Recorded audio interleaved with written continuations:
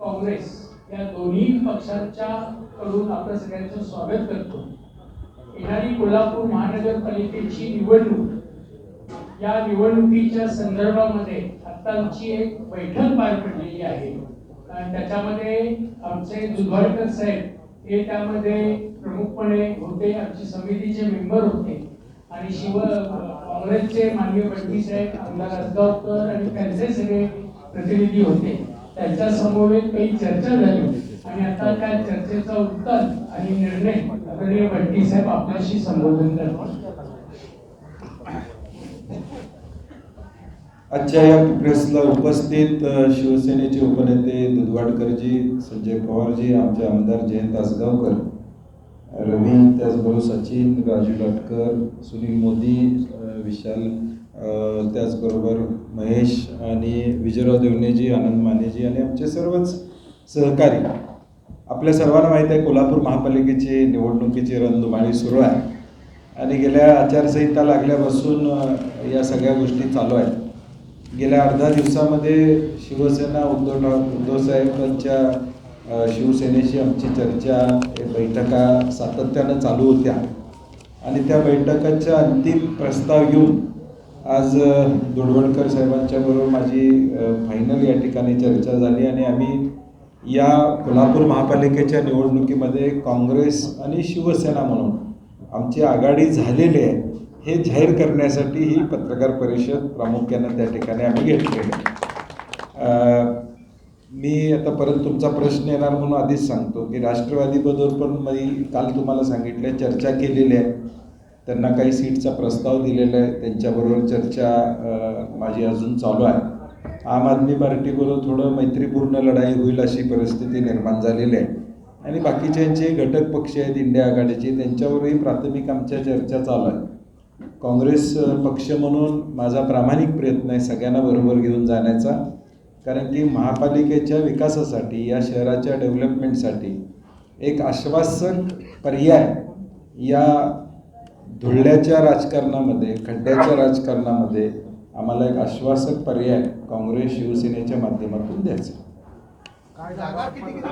नाही, त्यांचाही प्रस्ताव आलेला आहे, कारण मी बोलणं संयुक्तिक राहणार नाही, कारण आता कसं आहे आम्ही दोघं एका स्टेजवर आहे, त्यामुळे ह्यांच्या प्रस्तावाची चर्चा मी जाहीर करणं संयुक्तिक राहील। राष्ट्रवादीचा किती चालता प्रस्ताव हे मी बोलणं संयुक्तिक राहणार नाही, त्यामुळं ज्यावेळी जॉईंट आमचं होईल त्यावेळी बोलता येईल की बाबा त्यांनी पहिला आमका प्रस्ताव दिला होता, एवढं झालं आहे असं मला त्यांनी जर जाहीर केलं असलं तर मला माहीत नाही माझ्या वाचण्यात त्यांनी काय जाहीर केलं का तसं काय नाही, त्यामुळे मी बोलणं नाही, आता स्वतंत्र चर्चा चालू आहे। शिवसेनेची स्वतंत्र 5-6 वेळा चर्चा झाली, राष्ट्रवादीची स्वतंत्र 5-6 वेळा चर्चा झाली, आम आदमी पार्टीची 2-3 वेळा स्वतंत्र चर्चा झाली, भाकप यांची स्वतंत्र चर्चा झाली। म्हणजे जे अलायन्स आहेत ते आमच्या कमिटीबरोबर 2-3दा बसले, माझ्याबरोबर बसले, त्या चर्चा काय आम्ही प्रेसला सांगितलेल्या नाहीत, कारण त्या इंटरनल आम्ही 2-2, 3-3 तास त्याच्यावर बसलेलो। यातला मूळ मुद्दा असा आहे की हा 4चा प्रभाग झालेला आणि 4चा प्रभाग होत असताना पूर्वीच्या वॉर्डातनं प्रत्येक वॉर्डातनं किमान एक माणूस असला पाहिजे आणि भौगोलिकदृष्ट्या अशा सगळ्या गोष्टीची रचना करून आम्ही निर्णय घेतो आहे। आता वॉर्ड एकदा सुटल्यानंतर उमेदवाऱ्या फायनल करणं वगैरे हा भाग पुढचा आहे, त्यामुळे कदाचित वॉर्ड आमची फायनल झाल्यानंतर उमेदवारसुद्धा इकडं तिकडं होऊ शकतात त्या वॉर्डातले, त्यांचे उमेदवार काही सक्षम आहेत त्यांना आपल्याला उमेदवारी त्या ठिकाणी द्यावी लागेल आणि म्हणून एकूण आम्ही आजचा उद्देश काय की आमची आघाडी झालेली आहे। आघाडीत पण एक तुमचा मित्र पक्ष नाही आहे, त्यामुळे चर्चेला चर्चा केलीच नाही की मग नाही केली चर्चा। VB पाटील साहेबांच्या बरोबर चर्चा झालेली आहे माझी, त्यांचा प्रस्ताव माझ्याकडे आलेला आहे, आमचा प्रस्ताव त्यांच्याकडे गेलेला आहे।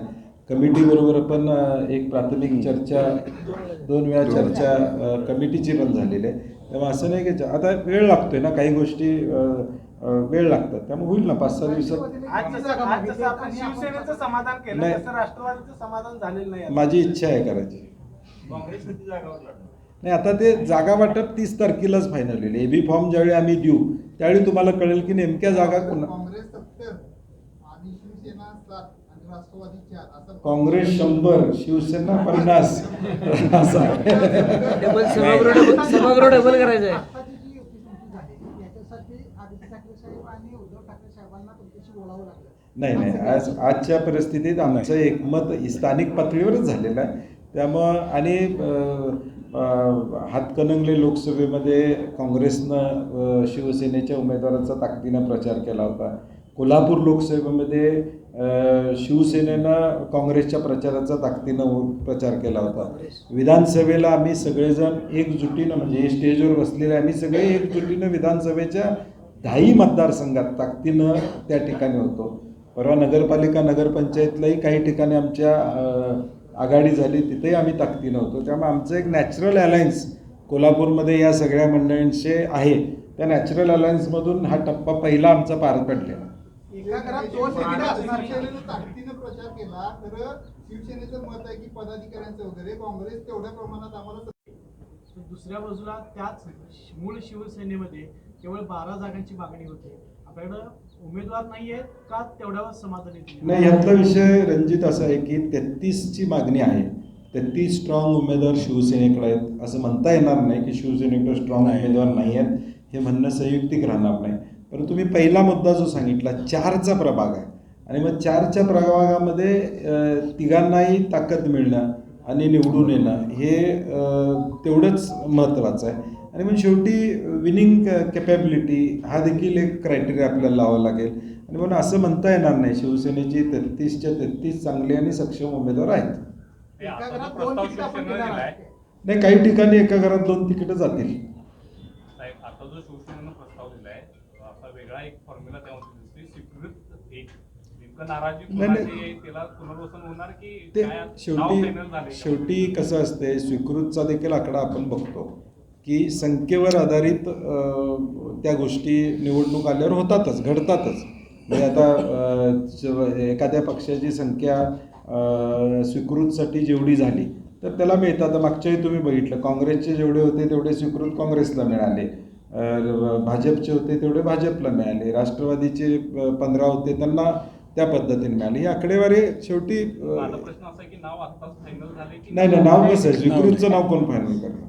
आता नाराजातलं एका ते प्रस्ताव त्यांची मागणी आमच्याकडे आहे, अजून त्याला आम्ही चर्चा करणार आणि त्याच्यावर मग पुढं त्याची चर्चा होणार. त्यांनी सांगितलं की बाबा एक स्वीकृत आम्हाला द्या, आता त्याच्यावर चर्चा मी करू ना, असं आहे. चर्चा 30 तारखेपर्यंत संपणार की माघारीपर्यंत?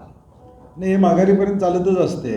अजून तुम्ही आता नवीन आहे मला तर ह्या चर्चा चालूच असतात ना. या 5 जागांवर एकमत झालेले नाही, अशा कुठल्या जागा आहेत? नाही, त्या जागा सांगणं संयुक्तिक राहणार नाही, तो आमचा इंटरनल विषय. 5 मध्ये किती देणार आहे त्यांना? कारण त्यांची मागणी 12ची आहे, त्यात पण काय काटछाट फरक आहे. नाही, आज त्याच्यावर बोलणं, आता मी बोललो तर मग त्याला अर्थ राहणार नाही. नाही, आजचा प्रेसचा मूळ उद्देश काय आहे की आमची एकत्र राहणार आहे शिवसेना. तुमची जी संभ्रम अवस्था होती ती आम्हाला संपवायची आहे. धन्यवाद.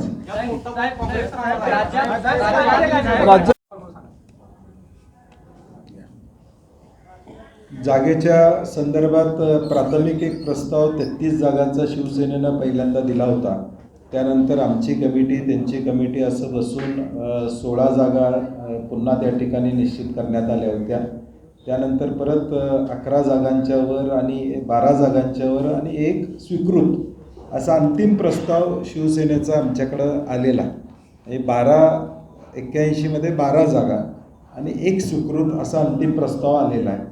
आता त्यामध्ये प्राथमिक जवळजवळ 60-70% आमचं एकमत काही जागांवर झालेलं आहे. आता हे अजून 4-5 दिवस चालू राहणार, कारण 30 तारखेपर्यंत फॉर्म भरायचा आणि तुम्हाला सगळ्यांना उत्सुकता होती आमचं काय चाललं आहे म्हणून म्हटलं एकदा आमचं चाललेलं तुमच्यासमोर आणूया आणि तुम्हाला आश्वासित करूया की आम्ही दोन्ही पक्ष एकत्र येणार आहात. म्हणून खास आज मुंबईमध्ये उद्धव ठाकरे साहेब, राज ठाकरेंची प्रेस असताना सुद्धा, उपनेते तिथं दर्जेचे असताना सुद्धा हे दोघेही इथंच थांबले ते एवढ्यासाठीच की कोल्हापूरची आघाडी झाली पाहिजे. तसा अजून काही प्रस्ताव माझ्याकडे अधिकृतरित्या आलेला नाही. तुमच्याकडे आलाय? आला तर एखादा सीट होणार आहे का? आमच्याकडे जो प्रस्ताव आला होता तो प्रस्ताव आम्हाला मान्य नव्हता.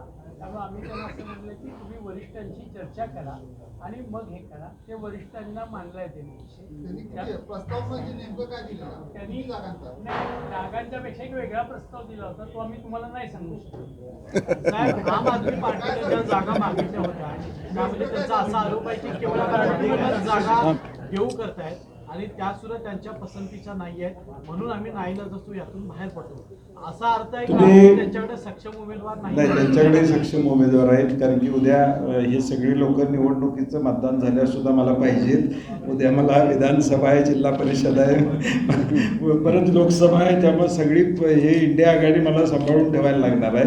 तेव्हा मी कुणाचाही हे करणार नाही की डिसरिस्पेक्ट करणार नाही. त्यामुळे त्यांच्याकडे सक्षम उमेदवार आहेत, परंतु गणितात बसत नाही. आमचा माणूस तिथं स्ट्रॉंग आहे, तिथंच त्यांना पाहिजे असेल तर थोडं माझ्याबरोबर असणाऱ्यांना देखील, काँग्रेसबरोबर असणाऱ्यांना देखील त्या ठिकाणी अडचणीचं होतं. बिरजल राजकारण आम आदमीची काय परत एकदा बोलणार आहे आपण ते? नाही, आता त्यांनी ऑलरेडी स्वतंत्र लढण्याचा निर्णय घेतला. चला, धन्यवाद.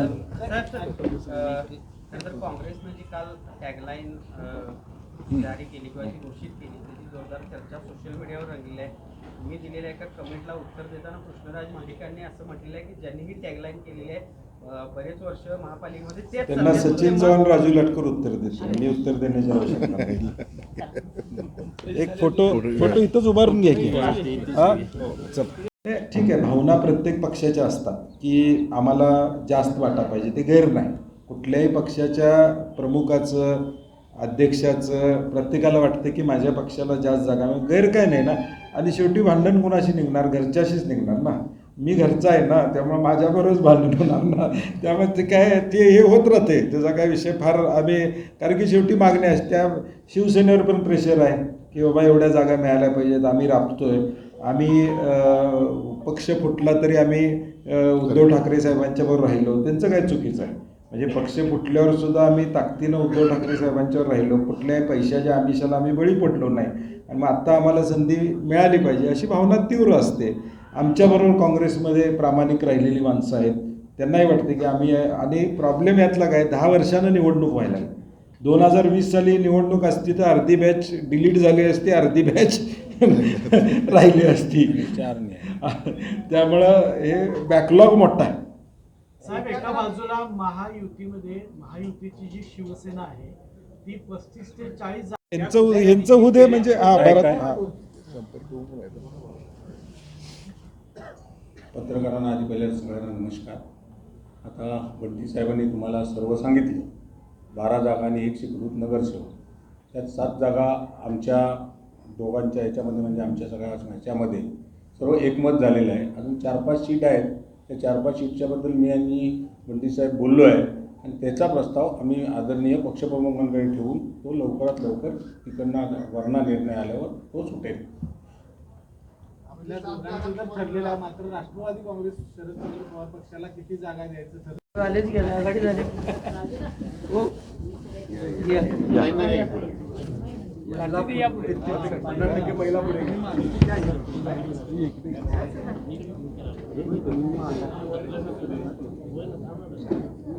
आणि जाहीरनाम्यासाठी 900 प्रस्ताव आलेत आमच्याकडे. किती?